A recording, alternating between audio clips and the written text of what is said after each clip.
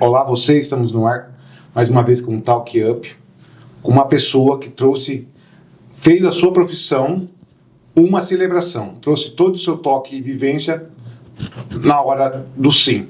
Seja muito bem-vindo, Fábio Vieira. Muito obrigado, Daniel. Grande abraço para todo mundo que está curtindo esse podcast. Uma alegria muito grande estar aqui com vocês. Eu espero que a gente possa se divertir, aprender, trocar um pouco de experiência aqui com todo mundo. Fábio, eu gostaria que você compartilhasse conosco como que você chegou até o microfone, quanto foi que você pegou a primeira vez, como o microfone entrou na sua vida?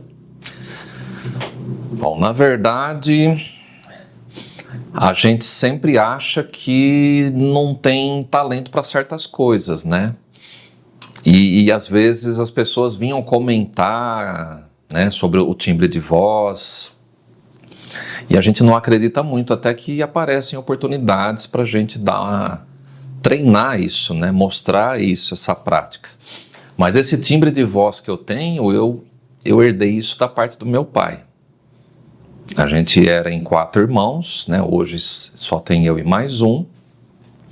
Mas assim, todos os 4, eles têm mais ou menos um timbre de voz parecido, herdado pelo lado do seu José Rosa, meu excelentíssimo pai. E uma vez, eu lembro que eu estava numa missa, eu tinha ido assistir uma missa, e na frente da igreja tinha um senhorzinho que vendia pipoca ali. O seu Manuel Pipoqueiro, eu não sei se ele ainda está vivo, mas tinha ali o seu Manuel Pipoqueiro, um senhorzinho muito simples, com aquele óculos fundo de garrafa mesmo, brabo, e esse dia que eu cheguei para ir na missa, eu percebi que ele não estava lá, estava a filha dele, e entramos para assistir a missa e tal. Quando chegou o momento da segunda leitura, quem que sobe para fazer a leitura? O seu Manuel Pipoqueiro. E eu fiquei acompanhando ele tinha um defeito no pé, né? Então ele precisava de ajuda para subir ali, para chegar até o local da leitura. Mas a hora que aquele homem começou a ler, ele não leu, ele proclamou a palavra. E aquilo deu em cheio em mim. E eu fiquei assim, pasmo. Eu fiquei impressionado com a maneira que ele leu. Assim, sabe, quando você faz aquilo com coração, você transmite aquela palavra, e eu nem piscava. E eu ficava só olhando para ele, e a hora que ele acabou, eu acompanhei ele com o olhar até ele sentar onde ele estava sentado. E eu pensei comigo, eu quero fazer isso. Eu vou tentar fazer isso. O seu Manuel Pipoqueiro não sabe, mas ele me incentivou a começar no microfone. Você não falou com ele no dia? Não falei com ele no dia, mas no final... Nunca falei. Mas no final da missa, eu procurei o pessoal ali da equipe de liturgia e perguntei para eles como é que funciona, como é que faz para participar da equipe aí de vocês. E eu comecei a participar da equipe de liturgia inspirado pelo seu Manuel Pipoqueiro. Aí chegou o dia de eu fazer a minha primeira leitura na missa. Foi ver se o Manuel estava lá. Falei, volta aqui. E era assim, eu sempre me considerei, viu, Dani, muito tímido. Até hoje eu me considero muito tímido. Então você imagina para uma pessoa que é tímida, ter que falar num microfone, na missa lotada, e você ter que falar no microfone. Claro que o pessoal da liturgia, eles eram muito escolados, né?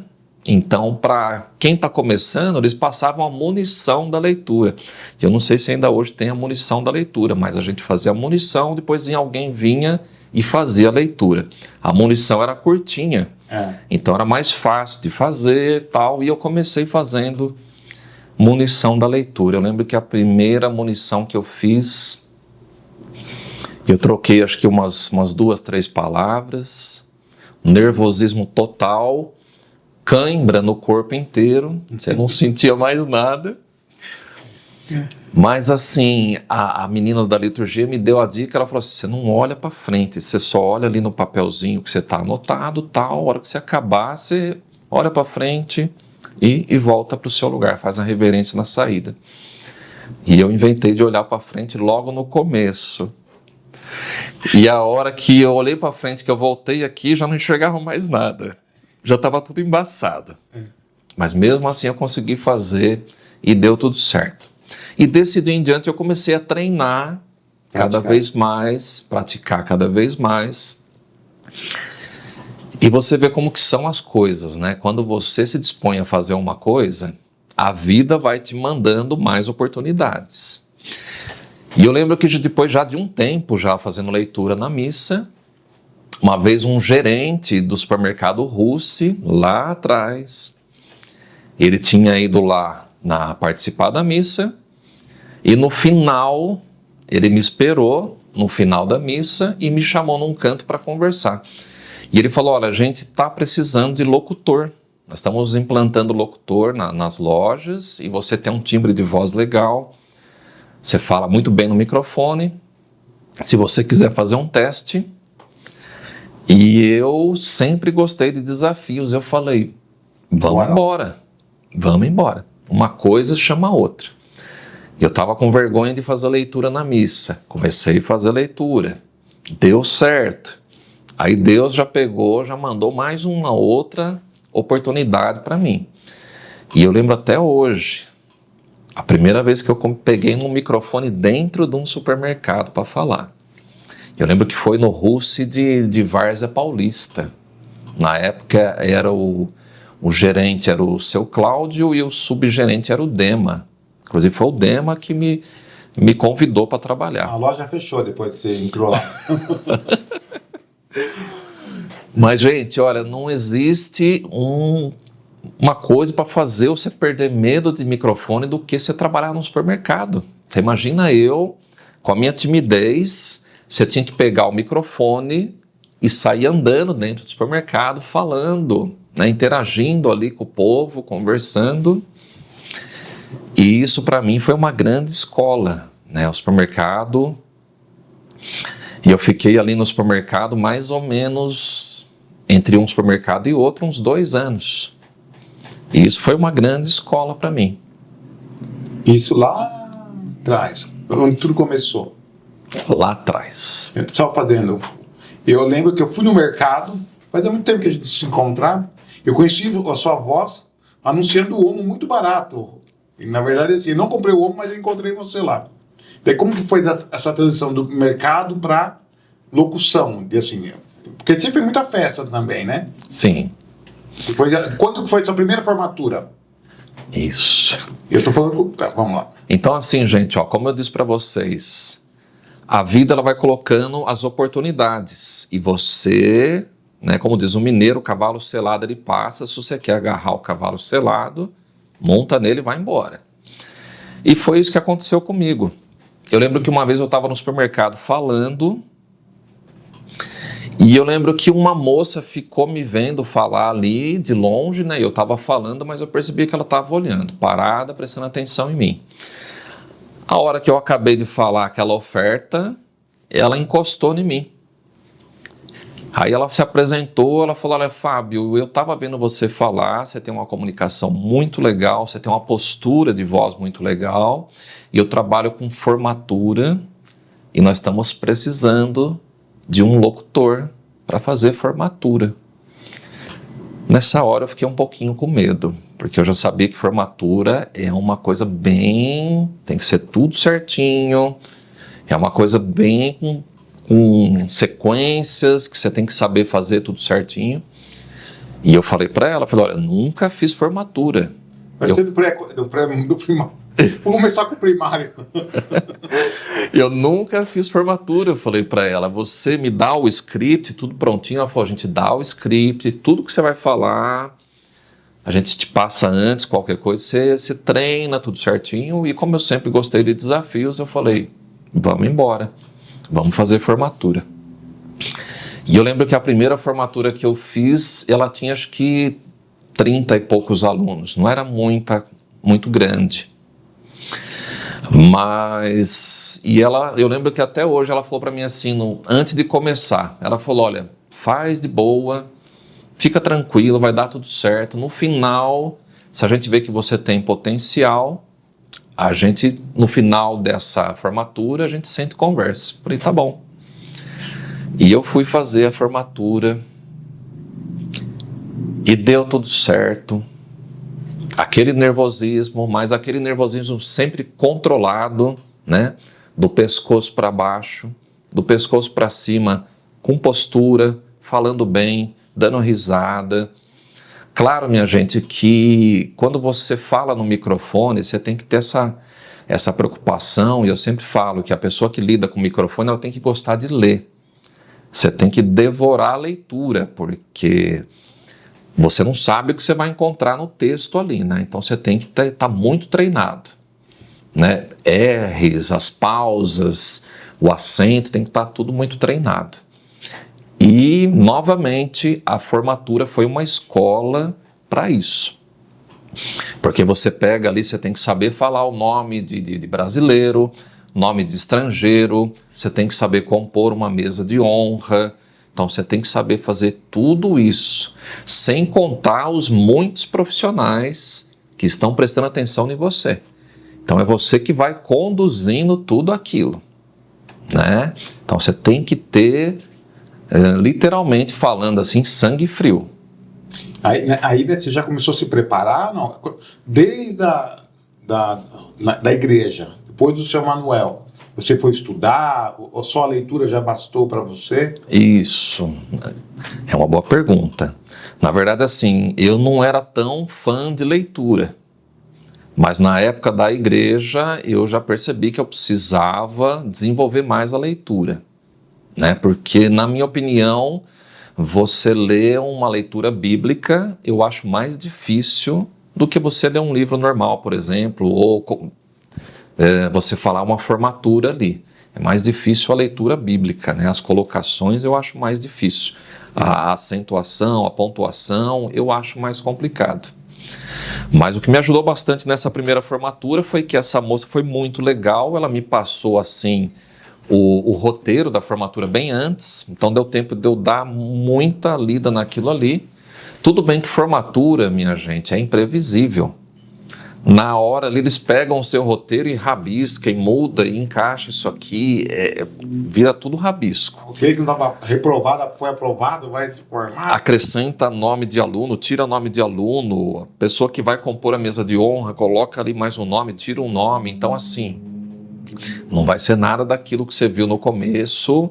Até a hora que for começar a formatura, você já vai estar com a sua folha tudo rabiscada e tá tudo bem. Eu sei que eu terminei essa primeira formatura, eu não sabia se eu tinha ido bem ou não, quando veio a moça que trabalhava com formatura e ela falou assim, Fábio, a gente gostou do seu trabalho, pra gente você está aprovado, nós temos mais 9 datas, você quer encarar? Eu falei, claro, se vocês gostaram. E dessa formatura que eu fiz no susto totalmente, saíram mais 9 formaturas.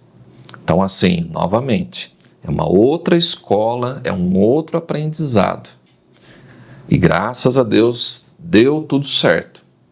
Fala o nome japonês, alemão? Japonês, alemão, estrangeiro, né? Claro que quando você vai trabalhar numa formatura, você tem que chegar antes no evento, né? Como eu sempre faço até hoje.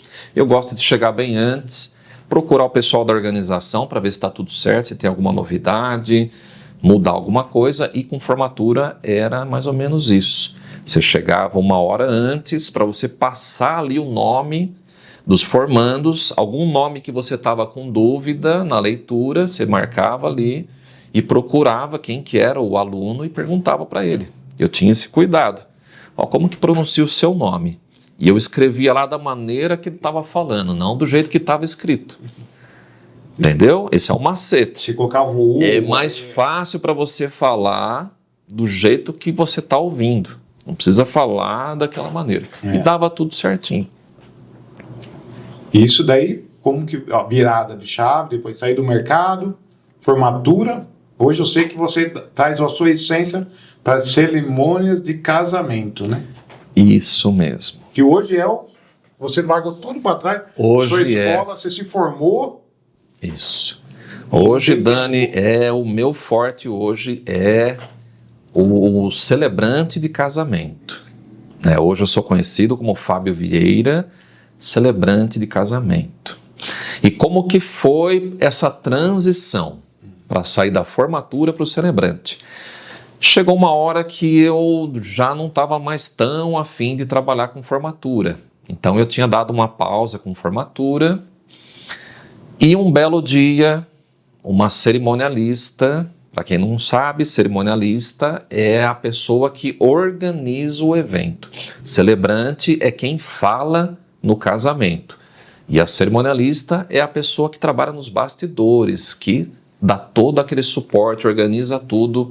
É um trabalho muito importante para a gente que mexe com eventos, que mexe com casamento, é o trabalho do pessoal do cerimonial. E eu lembro que essa mulher, que eu não me recordo o nome dela, que trabalhava com formatura, que eu tinha feito formatura com ela, e ela estava entrando para o lado de fazer a cerimônia de casamento no local da festa. E ela me pediu um socorro. Ela me ligou tipo na segunda, o casamento era no sábado. Ela me ligou falando: Fábio, você precisa me socorrer, eu tenho uma cerimônia de casamento para fazer. E meu celebrante quebrou o pé na semana da cerimônia. Eu falei: mas como assim? Cerimônia de casamento, celebrante, o que é isso? Ela falou: não importa. Você tem uma semana para aprender o que é. Digita lá no YouTube, cerimônia de casamento, celebrante de casamento. E você tem uma semana para aprender, você tem que estar pronto na sexta, porque o casamento é no sábado.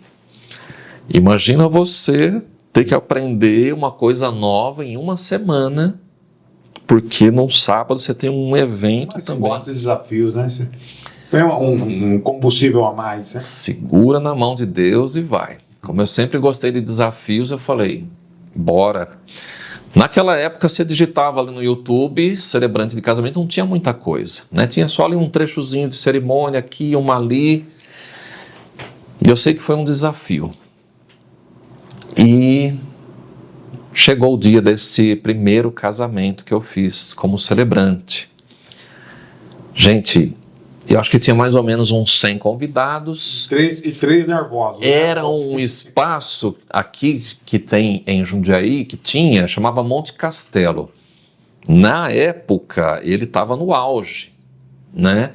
E eu pensei comigo: oh meu Deus, tinha que ser no Monte Castelo, né? Não podia ser um espacinho pequenininho, num fim de mundo, pelo menos se não desse certo. O Fábio começou lá, não deu certo, ninguém ficou sabendo, e lá acabou. Mas foi justo no Monte Castelo, minha gente, o meu primeiro trabalho como celebrante. Eu sei que na hora que começou a cerimônia, eu só olhava para cima e falava: meu Deus, tomara que eu não fale nada de errado, tomara que dê tudo certo. E deu tudo certo. Mas na hora, assim, pensa no nervosismo, Dani. Mas assim, nervosismo daqui para baixo. Novamente, daqui para cima, dando risada, conversando com o povo, olhando, interagindo. E eu sei que a hora que acabou essa cerimônia, eu perguntei para o fotógrafo onde que era a mesa deles, né, do pessoal que estava trabalhando, dos profissionais, para mim sentar ali, sentir um pouco as pernas de novo, que eu não estava sentindo mais nada. E ele falou: aquela mesa do canto lá. E eu fiquei sentado ali uma meia hora, tomei uma água e fiquei ali assimilando o que tinha acontecido. E nesse tempo que eu fiquei ali sentado, um casal encostou em mim e perguntou se eu conhecia os noivos. Eu falei que não, que eu tinha sido contratado para estar ali. E eles falaram: nossa, parecia que você conhecia os noivos, parecia um bate-papo que você estava conversando e tal. E eu falei: vocês gostaram? Ele falou: olha, a gente gostou pra caramba. Aí eles falaram assim: você tem um contato? Eu falei: tenho. Sempre tem um cartão em mãos, Dani. E eu tinha um cartão, passei para ele o cartão. E desse casamento, totalmente no susto, saiu um casamento. E desde então eu comecei a estudar o assunto celebrante, comecei a estudar e nunca mais parei de estudar. E eu estou estudando até hoje esse assunto do celebrante. Mas dessa primeira cerimônia que eu fiz, totalmente no susto. Até aqui já foram mais de 400 cerimônias de casamento, sem contar também debutante, que eu também faço mestre de cerimônia para cerimônia de debutante. Eu cheguei a separação. Na separação você não trabalha. Não, separação não. É só na união. Só na união. E como que é o seu estudo? Como que é a sua cerimônia? Você estuda, você se prepara, ouve o casal, Isso. o contato é direto com você. Então, Isso mesmo. o que você teve lá no começo de alguém intermediando, não tem mais. Não tem mais. Hoje o casal fala direto comigo. E assim, existe uma pesquisa que eu faço com a vida do casal, para saber, né, os bastidores da vida do casal, porque aí eu monto a cerimônia personalizada em cima da história do casal. Isso que é legal. De repente tem muita gente que vai estar lá na cerimônia que conhece o casal, mas não conhecem esses bastidores, né? Como que eles conheceram lá atrás, tal. E esse pessoal vai descobrir isso lá na cerimônia. Então isso deixa a cerimônia mais descontraída, né? As pessoas que estão ali, elas passam a fazer parte daquilo, porque elas se divertem junto, elas se emocionam junto, elas riem junto, sabendo a história do casal, né? Então isso traz as pessoas para mais perto. E é interessante porque a minha cerimônia ela é meia fora da caixinha. Eu não gosto nada daquele padrãozinho. Era uma vez um casal que se conheceu e deu tudo certo e viveram felizes para sempre. Não, eu não falo nada disso. Eu falo realmente da luta que é construir uma vida a dois, né? Do desafio que é construir uma história a dois. Muita gente que está vendo a gente aqui, que é casado, sabe disso, que uma vida a dois é desafiadora. E eu falo justamente disso na cerimônia. E essa maneira muito doida de eu fazer a cerimônia, fora da caixinha, deu certo. Deu muito resultado, tanto que hoje eu recebo muitos feedbacks a respeito disso. É isso que eu acho gostoso, Dani, você receber um feedback, muitas vezes de casal. Eu recebo de pessoas que estavam na cerimônia e pegaram meu contato com o casal e quiseram mandar mensagem para mim. E eu tenho feedback de mãe de noiva, padrinho, madrinha, que quiseram mandar mensagem para mim, para você ver como que a gente fala de uma maneira que atinge todo mundo. Isso é uma cerimônia de meia hora, tem tempo. Como não é no improviso, mas na verdade é personalizado e não tem hora. Tem hora para começar, mas não tem hora para acabar. Isso, boa pergunta. Normalmente eu falo assim, a cerimônia em si, ela é a parte formal de um evento. Vai acontecer uma festa de casamento, vai acontecer um evento e durante esse evento vai ter a parte formal do evento, que é a cerimônia.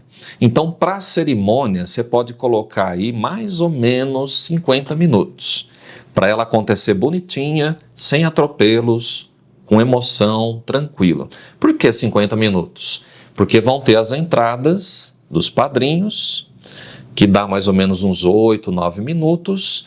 Depois vai ter a cerimônia, que é a parte que eu entro, que dá mais ou menos aí uns 30 minutos. Não precisa mais que isso. 30 minutos, 35 minutos de cerimônia está excelente.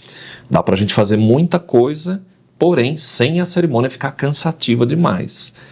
Porque até isso o celebrante tem que ter esse cuidado, esse feeling. Ele tem que ter esse feeling para saber se não está sendo maçante ou não. Uma coisa que eu gosto na cerimônia, praticamente eu não leio nada, só leio a história do casal. O restante já está tudo aqui, né? De tanta cerimônia que a gente já fez. Então, o bom de você estar com a cerimônia aqui é que você está olhando para todo mundo. Você está olhando para o casal, você está olhando para cá, olhando para o convidado, para ver se ele está interagindo, se ele está gostando. Então vamos lá, meia hora, 35 minutos de cerimônia, mais uns 12 minutos, 15 minutos no máximo de saída, né? Porque na hora da saída, os padrinhos vão cumprimentar os noivos, abraça, tira foto e sai. Então, normalmente a saída demora um pouquinho mais. Então, para esse momento da cerimônia, essa parte formal, você pode pôr aí 50 minutinhos, termina com aquele gostinho de quero mais, né? Porque o convidado ele fala assim, nossa, já acabou, passou tão rápido, a gente deu risada, a gente se divertiu, a gente se emocionou. E a hora que os noivos entrarem para a festa, o convidado vai comentar com o noivo o que eles acharam da cerimônia. E é esse feedback que a gente quer depois. O mais importante é isso. Exatamente, é esse feedback. Na verdade, qual que é uma história engraçada? Porque eu sei que já teve união de família também, né? Uma celebração, porque teve o seu filho, né? Exatamente. Queria que você compartilhasse com nós. Olha, eu até hoje eu me emociono muito com cerimônias, né? Mas eu lembro que eu fiz uma cerimônia uma vez de um casal Essa cerimônia foi em Indaiatuba, na fazenda Casa Grande, que é um lugar muito bonito que tem em Indaiatuba. Eles têm uma árvore no meio do pasto e o sonho dos casais é casar embaixo daquela árvore. Tem aquelas luzinhas, aquele varal de luz, é muito bonito. E esse casal, eles estavam comemorando bodas de ouro, 50 anos de casado. E era um casal que veio do Paraguai. Então, assim, quando eles vieram para cá, tudo que eles tinham estava no bagageiro do ônibus. Cada um tinha uma mala, um filho pequeno no colo, um filho nenê de colo. E eles vieram do Paraguai para cá, sem nada, só com a cara e com a coragem. Dificuldade de idioma, dificuldade de documentos, não tinha nada. Eles arriscaram tudo para vir para cá. É um casal que passou muita dificuldade, pensa num casal que passou perrengue, e eles venceram na vida juntos. E assim, eu me emocionei muito nessa cerimônia, principalmente na hora que a esposa pegou o microfone e olhou na cara do marido dela, e olhou para ele e falou: só Deus e nós dois sabemos o que nós passamos para chegar até aqui. E eu achei bonito porque o filho que ela trouxe no colo do Paraguai, 50 anos depois, entrou de mãos dadas com a mãe e trouxe ela até o pai. Então, assim, é emocionante. É emocionante, cada cerimônia é uma emoção diferente. Você está acostumado com um casamento mais com pessoas com idade avançada? Qual que foi o último casamento que você fez? O último que eu fiz, inclusive, foi esse fim de semana que passou. O casal bem jovem, na faixa ali dos seus 22 anos, 23 anos. Foi um casamento para o pessoal da congregação. Eu faço bastante cerimônia para o pessoal da congregação. É engraçado, cada vez que eu faço uma cerimônia para o pessoal da congregação, daquela cerimônia já sai várias indicações, porque eles são muito unidos entre eles, né? Então ali sempre tem um casalzinho jovem ali que já está de olho. Quando termina a cerimônia, eles vão na noiva: me passa o contato ali do celebrante. E o último que eu fiz foi para a congregação. Agora sim, de mais tempo de casados que eu fiz foi esse daí. Eu lembro que uma vez também eu fiz uma bodas de ouro. Você vê o que é você sentir o feeling na hora, né? E eu fiz uma bodas de ouro, 50 anos de casado, e eu lembro que eu fiz uma brincadeira nessa cerimônia, né? E eu falei assim: olha, quem é que estava no microfone? Eu falei assim: quem aqui é descendência direto deles? Fica de pé. Filho, neto, bisneto, se tiver. Eu lembro que ficou de pé ali mais ou menos umas 10 pessoas. Contando com os filhos, netos, né? Umas 10 pessoas. E eu falei, né? Eu falei: gente, só para vocês entenderem o que é o poder de um sim. E eu falei para o casal que estava aqui, né? Eu falei aqui: olha, isso aqui é a sua geração, né? Um dia, pela graça de Deus, vocês vão, mas a geração de vocês não vai passar nunca. Isso não vai parar nunca. E aí eu olhei para eles e falei: olha, se eles não tivessem se conhecido um dia, vocês não estariam aqui. E eles ficaram comovidos, começaram a chorar, os filhos ficaram emocionados, porque às vezes na correria do dia a dia, um filho não dá esse valor para o pai e para a mãe. E ali na hora eu senti algo no coração, eu falei: eu preciso falar alguma coisa para envolver todo mundo aqui. E acertei na mosca, sem querer. Os pais se emocionaram de ver ali, né? Todo a geração deles ali. Mas a dificuldade é para falar para o jovem ou com mais experiência para você? Porque na verdade tem muita 50 anos, você não chegou a 50 anos ainda, né? O que Não. eles têm de vida Exatamente. juntos, né? De matrimônio, você não tem de idade. Então, assim, é um pouco difícil, acho, no meu entendimento, você impulsionar alguma coisa, tocar o coração deles, né? Dani, cada situação é diferente. E tudo isso a gente consegue pegar, sentir isso no bate-papo que eu faço com o casal. Entendi. A hora que eles me passam ali a história deles, eu lido com muito casal de fora, de longe, então eu mando isso para eles no WhatsApp, algumas perguntas, e eles me respondem. Com base na resposta deles, e eu vou saber que tipo de casal que é, que jeito que eu posso conversar com eles, que maneira que eles sonham a cerimônia, né? Essa que é a intenção. Eu sempre pergunto para o casal, como que vocês sonham a cerimônia? O que vocês imaginam? Uma coisa que eu acho bem legal também do casal é fazer os votos. Os votos é aquela parte onde eu passo o microfone para eles e eles vão falar um pouquinho deles ali. Né? Vão tentar resumir um pouco da história deles pela visão deles. A visão aqui e a visão aqui. Então, assim, eu acho muito legal essa parte dos votos. Tem alguns casais que não têm coragem, né? Eu ainda pergunto, eu tô com o microfone aqui, eu tiro, falo assim, gente, tá tudo bem? Sai os votos. Tem casal que fala assim, não, Fábio, toca direto.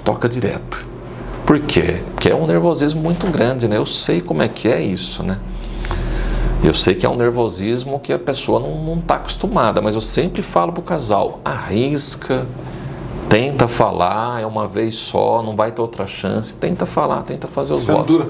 Você não dura mais 50.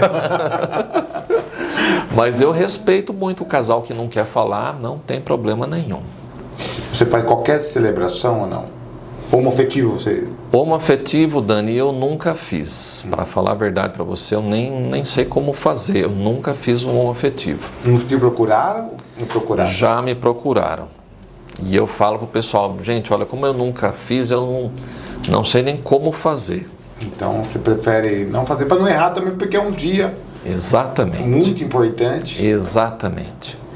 E para encerrar, gostaria de perguntar para você, você faz da congregação, como que é o contato com o pastor, com o padre? Porque tem muita gente que faz a celebração que não pode casar, né, na igreja. Na igreja católica, uma vez que você fez o voto em frente ao padre, você não pode fazer. Só se você tiver com processo. Normalmente, olha, por incrível que pareça, eu já tive situações de pessoas que casaram na igreja católica, mas elas tinham um sonho de casar ao ar livre, por exemplo. Já aconteceu isso comigo várias vezes. A pessoa foi lá na igreja, casou, e depois ela marcou uma cerimônia de casamento católica ao ar livre. Ela já estava casada ali, mas ela marcou para poder... fazer uma coisa mais detalhada, né? A maioria do pessoal que me procura, eles querem que conte um pouco da história deles, né? E às vezes você contrata ou pega um religioso, né? Ou, por exemplo, uma autoridade, né? Um juiz, por exemplo, que eles não têm essa sensibilidade, às vezes tem horário, tudo, então ele faz uma coisa mais corrida. Então, quando a pessoa contrata o celebrante é porque ela quer uma coisa mais tranquila, com detalhe, com emoção, né? Contando a história deles, e isso que é essa parte que eu entro. E todo final de semana tem? Às vezes sim, às vezes não, mas tem. Bom, Fábio, eu quero agradecer a sua presença, foi muito legal o papo.